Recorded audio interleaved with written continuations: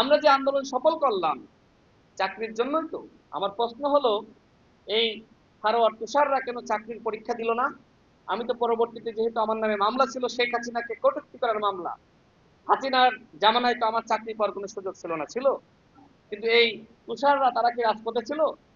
তারা তো চাকরির পরীক্ষা দিতে পারতো। অদুঃখিত, পরীক্ষা কিভাবে দেবে?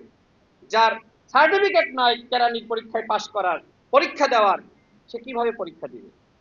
আজকে যারা যারা অযোগ্য, এরা এনসিপি করতেছে। যারা নারীদের নিয়ে নানান ধরনের মন্তব্য করে, জানেন না তার সম্পর্কে? নীলা ইসরাফিলকে নিয়ে কি ধরনের মন্তব্য করেছিল?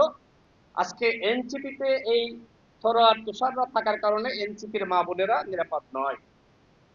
আমি সরোয়ার তুষারকে বলবো, যদি আপনি পড়াশোনা শেষ করতে চান, মানুষ হইতে চান, আমি আপনার পড়াশোনার ব্যবস্থা করব। তবুও এই লাগালাগি না করে পড়াশোনা শেষ করে মানুষ হন। এনসিপির এই সারোয়ার তুষাররা মানুষ হইলে এনসিপিতে যে সকল মা বোনেরা রয়েছে তারা নিরাপদ। অন্যথায় এই সকল অথর্বদের কাছে, এই সকল লুচ্ছা বাধ্যহীনদের কাছে এনসিপির কোনো মা বোন নিরাপদ নয়।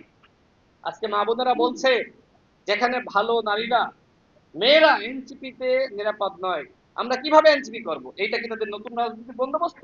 আমি আর কথা বাড়াচ্ছি না, এখানে আরো অনেকে বক্তব্য রাখবেন। আমার সর্বশেষ কথা হলো যে এই রাষ্ট্রের পুনর্গঠনে আমাদের সবাইকে একসাথে কাজ করতে হবে।